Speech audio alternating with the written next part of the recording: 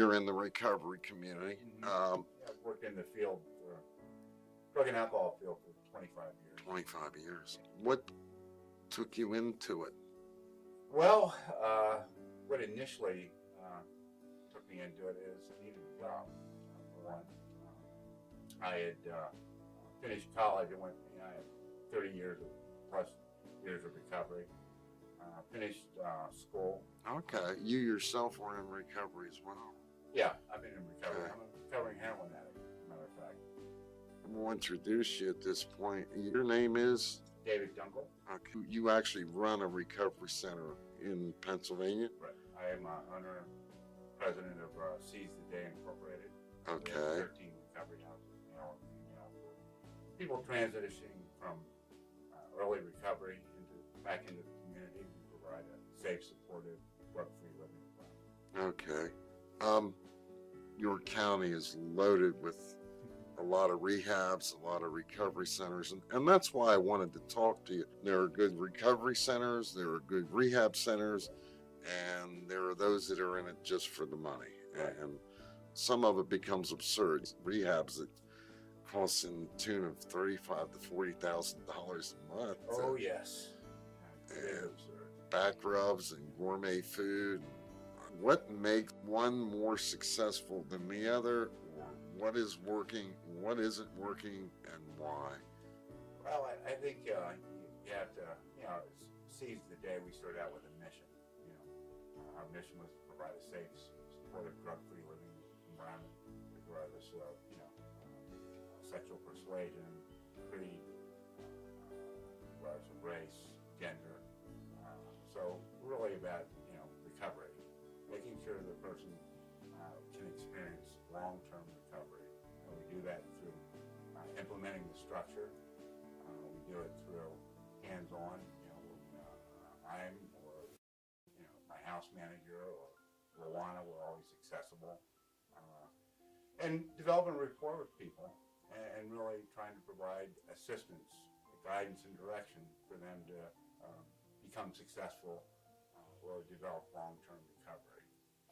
Not micromanage them and not enabling them, but provide the guidance, direction, and the support.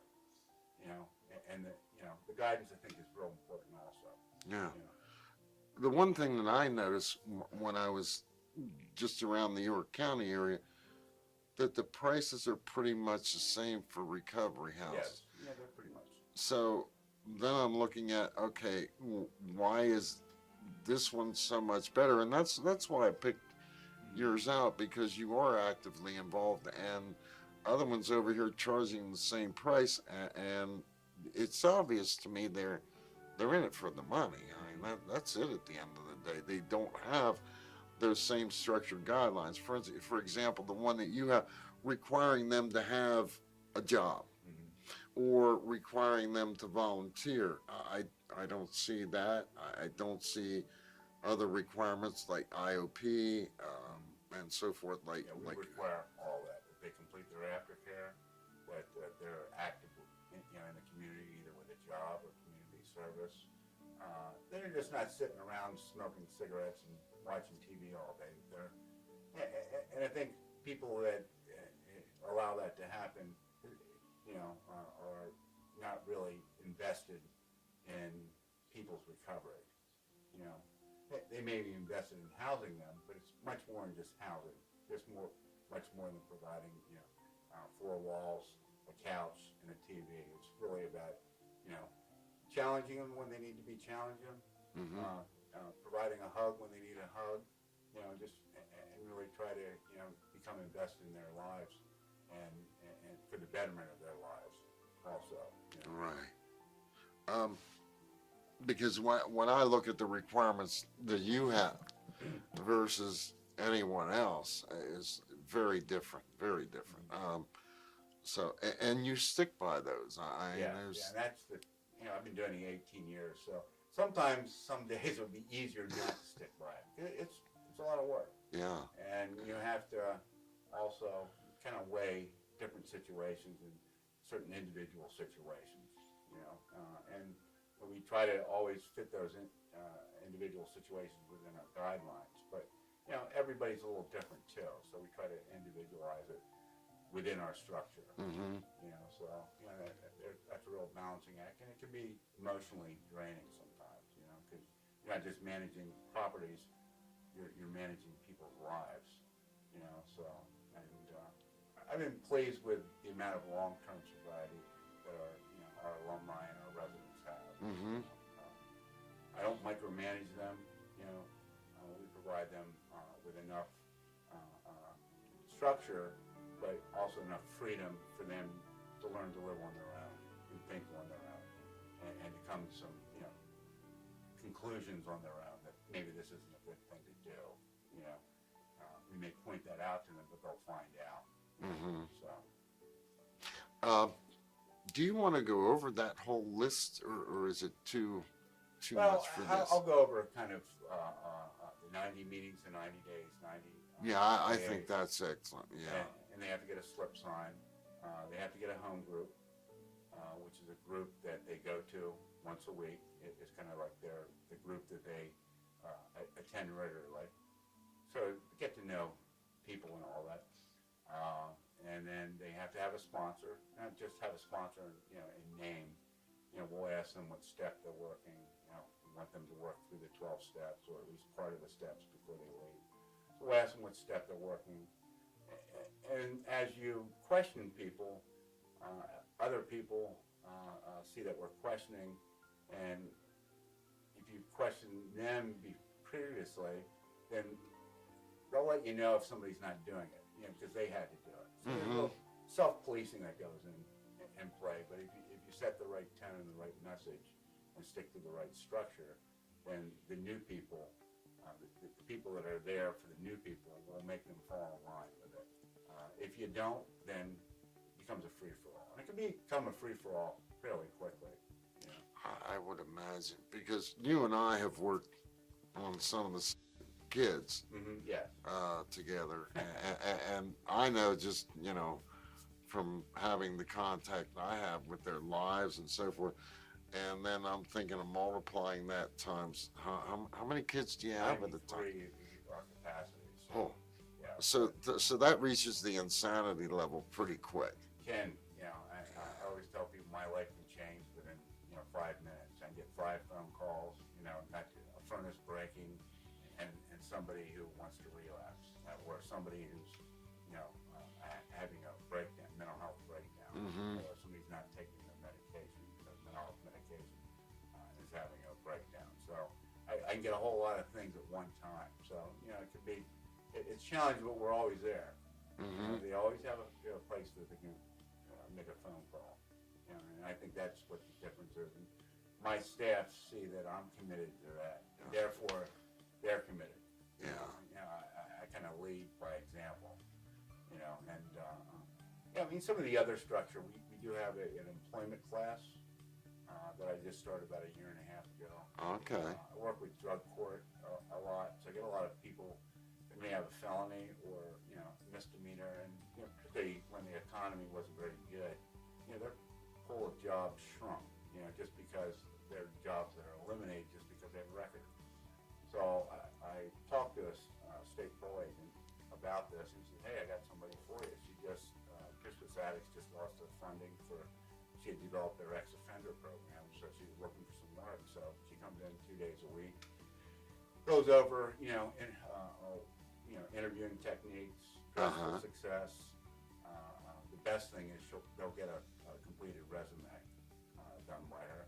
Then she has resources within the community, like the Dress for Success. She'll link them with the cell phone. Oh, okay.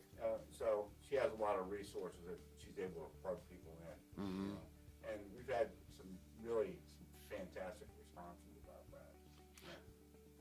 Outside of the recovery community, this area is really well known, York County, for kids, I say kids, under 30 to come here and because it's one of those unusual scenarios where you have that age group and they're the most at risk group. Yes. This is, they're the highest prone for relapse. Yeah.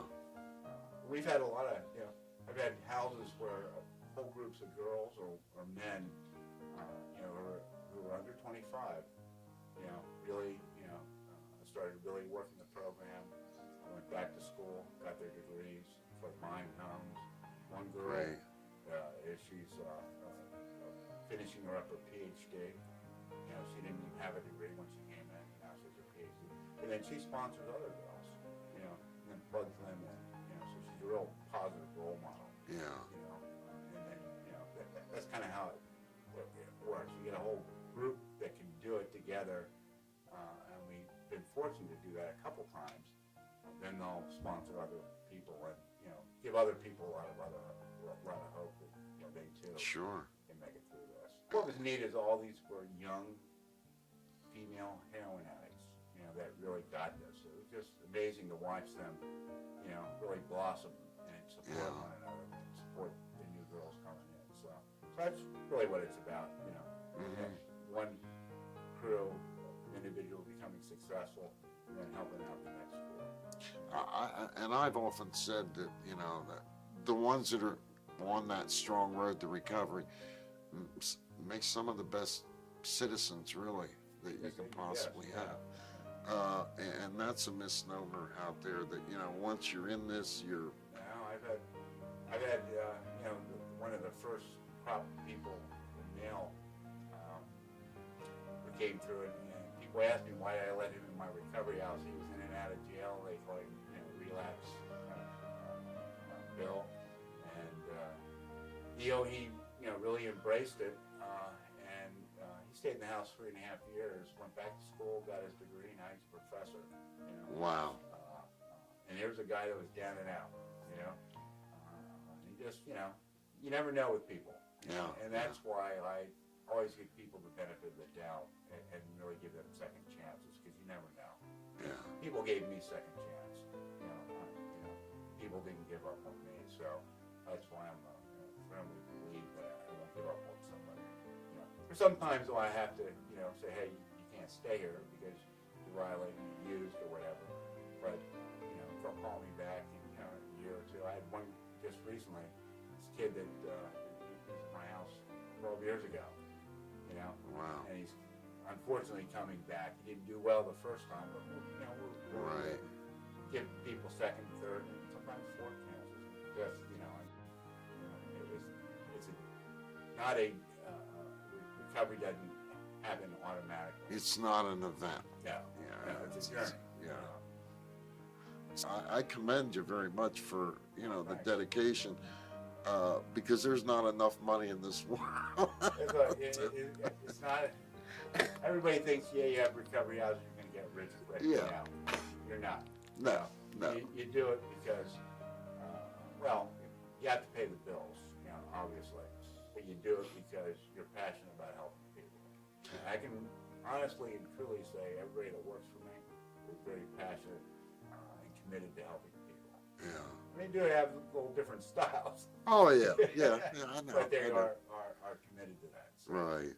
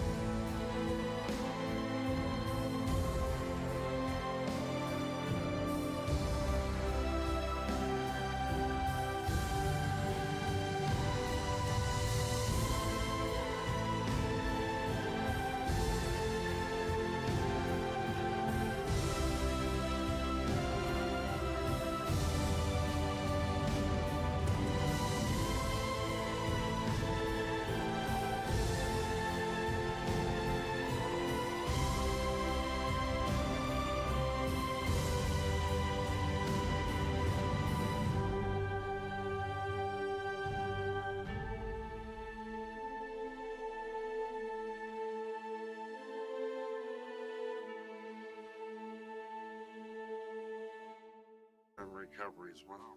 Yeah, I've been in recovery. Okay. I'm a recovering heroin addict, as a matter of fact. We'll introduce you at this point. Your name is? David Dunkel. Okay. You actually run a recovery center in Pennsylvania? Right. I am owner, president of Seize the Day Incorporated. We have Okay. 13 recovery houses. People train.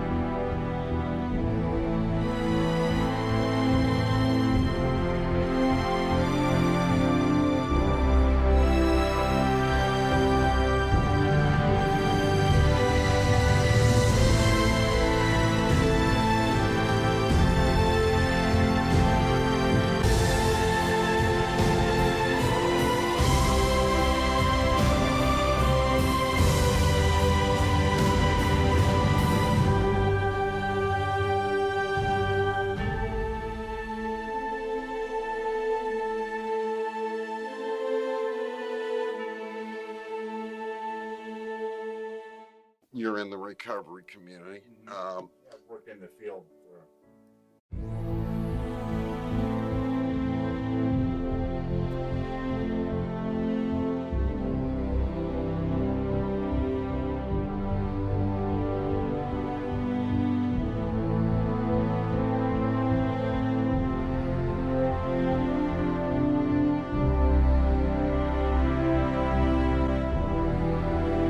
drug and alcohol field for 25 years. 25 years. What took you into it? Well, what initially took me into it is I needed a job. For one, I had finished college. I had 30 years plus years of recovery. Finished school. Okay. You yourself were